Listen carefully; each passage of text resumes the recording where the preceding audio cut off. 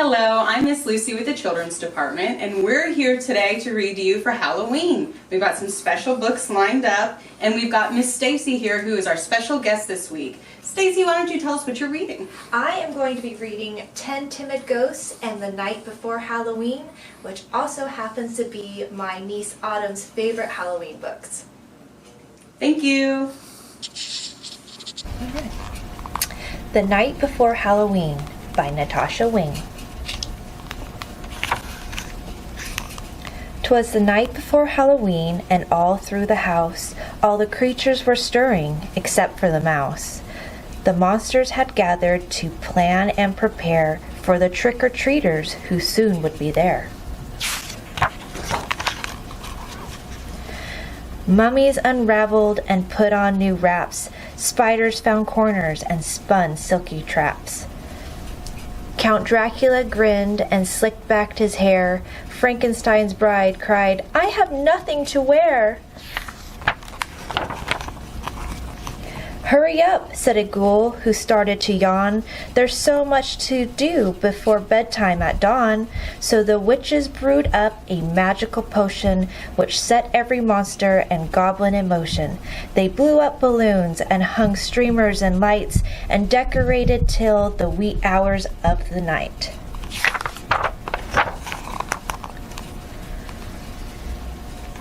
Meanwhile, the children were tucked snug in their beds, while visions of candy corn danced in their heads. In the morn, when they woke, it was Halloween day. There was bobbing for apples and rides in the hay. There were costume parties and games to be played, cupcakes and candy, and of course a parade.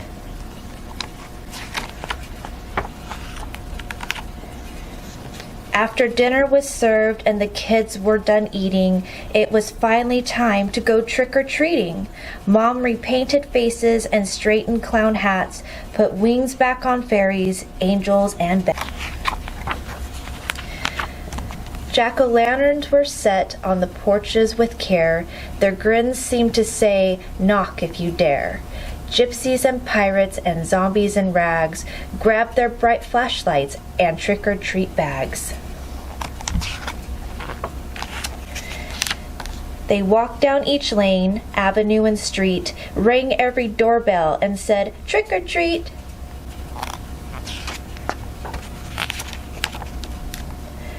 But just when the children thought they were done, the princess said, "We forgot just one."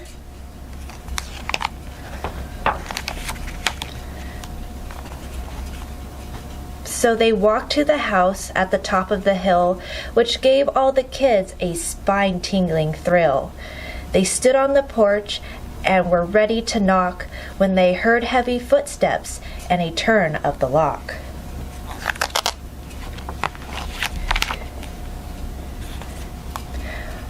When what to their curious eyes should loom but a wicked old witch holding a broom. Her cape, how it shimmered, her face, oh, how scary. Her hat was so pointy, it frightened the fairy.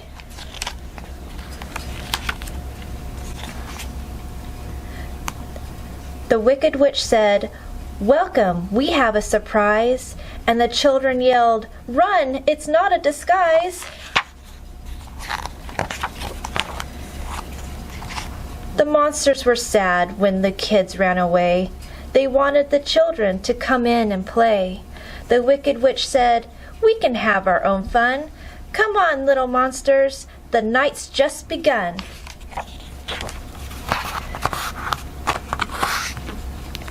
The monsters all cheered as they danced with delight. Happy Halloween to all, and to all a fright night.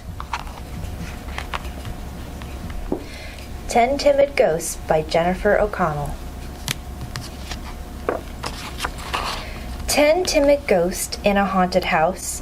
A witch moved in and wanted them out. One saw a skeleton and let out a whine. He flew to the woods, and then there were 9.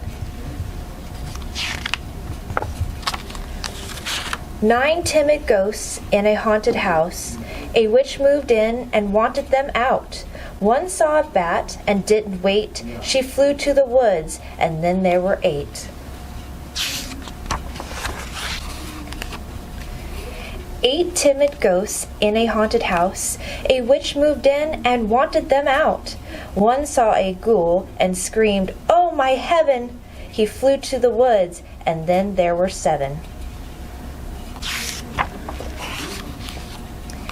7 timid ghosts in a haunted house. A witch moved in and wanted them out. One saw a cat. What a terrible fix! She flew to the woods, and then there were 6. 6 timid ghosts in a haunted house. A witch moved in and wanted them out. She saw an owl and took a dive. She flew to the woods, and then there were 5.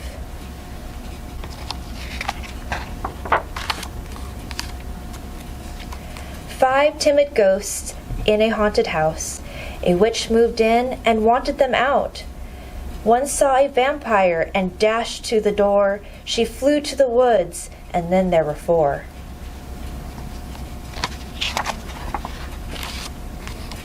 4 timid ghosts in a haunted house. A witch moved in and wanted them out. One saw a monster and was as scared as could be. He flew to the woods, and then there were 3.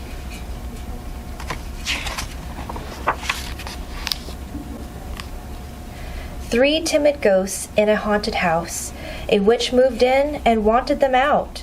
One saw a spider, and what did she do? She flew to the woods, and then there were 2.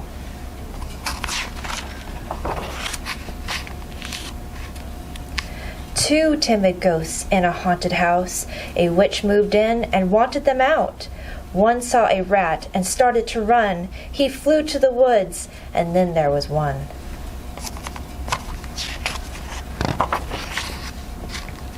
1 clever ghost in a haunted house. A witch moved in and wanted her out. She saw the witch coming undone. She flew to the woods, and then there were none.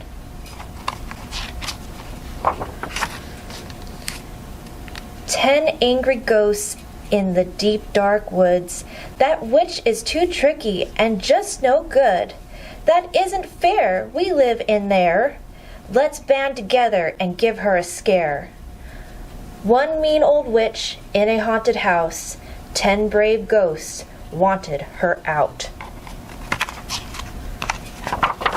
Boo!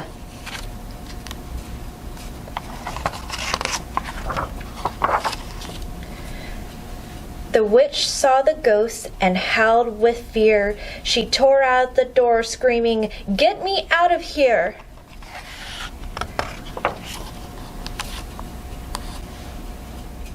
The Perfect Pumpkin Pie by Denise Cazet. One Halloween night, wind stirred the leaves in the pumpkin patch outside old Wilkerson's house. Inside the house, old man Wilkerson sat waiting. "Hurry up," he grumbled. Mrs. Wilkerson took a pie out of the oven and set it down on the table. "About time," said the old man. He stared at the pie with his one good eye. It was a perfect pie, round and brown as roast. He said, "I does love a perfect pie." Mrs. Wilkerson cut a slice of the pie and put it on a small plate. She held the steamy pie under Mr. Wilkerson's nose. "After we pass on," she said in her sweetest voice, "there will be no more pie." "Huh!" shouted the old man, grabbing his plate. "Then I ain't going." He stabbed the pie with his fork, and just as he raised it to his mouth, he froze. He gasped and died. That same night, by the light of the Halloween moon, Mrs. Wilkerson buried Mr. Wilkerson in the pumpkin patch. And the next day, she put the house up for sale and moved away, and she never was heard from again. Of course, no one heard from Mr. Wilkerson again either. He was, after all, dead. Or was he? One Halloween night, a few months after Jack and his grandmother had moved into the old Wilkerson house, something rose out of the pumpkin patch. "There," said Jack. "See it?" Grandma looked out the window. "It's just a wisp of fog," she said. "Well, it looks like a ghost," said Jack, "and now it's in the apple orchard." Grandma took her pie off the windowsill and closed the window. "Well, I think everyone just loves a good pumpkin pie," she said. "It's coming this way," cried Jack. "Listen." The porch creaked, and the screen door banged, and an icy wind filled the kitchen. "It is a ghost," Jack gasped. "Pumpkins, pumpkins, pumpkin pie. I must have one before I die. It must be round and brown as toast, or I'll haunt this house, a hungry ghost. It must be perfect, or a ghost I'll stay and never ever go away." Grandma put her hands on her hips. "Oh, all that moaning," she said to the ghost. "Sit down and have some pie." The ghost pointed at the pie. "Well, that pie ain't perfect. It looks like paper mache. That pie's insulting a pie gourmet. Why, if I was alive, I'd have pie degree. I'd be a professor of pie with a Ph.D. I knows me pumpkins, so you better comply and make me a perfect pumpkin pie." The ghost whirled and twirled through the kitchen. Pots fell from the cupboards and dishes cracked to the floor. The screen door banged and the ghost vanished. Jack ran to the window. "He's gone." "Well, he'll be back," said Grandma. "Weren't you afraid?" asked Jack. "Why?" said Grandma. "He's nothing but cold smoke and a ghostly fuzz budget with an appetite for a good pie." "He didn't like your pie," said Jack. "Well, we better like the next one," said Grandma. "We'll show the old fuddy-duddy what a perfect pie is all about." "We'll make a fuddy-duddy pie," said Jack. "We'll show him." When the pie was baked, Grandma took it out of the oven and set it on the windowsill. "Look at that pie," she said. "It's round and brown as toast." Outside, a wisp of fog rose from the pumpkin patch. "He's back," said Jack. "Listen." "Pumpkins, pumpkins, pumpkin pie. I must have one before I die. It must be round and brown as toast, or I'll haunt this house, a hungry ghost. It must be perfect, or a ghost I'll stay and haunt this house and never ever go away." The porch steps creaked, and the screen door banged, and an icy wind filled the kitchen. "Don't you ever knock," said Grandma, cutting the pie. "Sit down." She poked the pie. He smelled the pie. He tasted the pie. "No," he groaned. "This pie ain't perfect. There's things a-missin'. Pay attention. Don't you listen. A pumpkin pie without whipped cream? Well, it's enough to make this dead man scream. This pie is bland. It's underdone. Next time, please, more cinnamon." The ghost whirled and twirled through the kitchen. Pots fell from the cupboard, dishes cracked to the floor. The screen door banged, and the ghost vanished. Grandma tasted the pie. "You know," she said, "he could use a tad more cinnamon."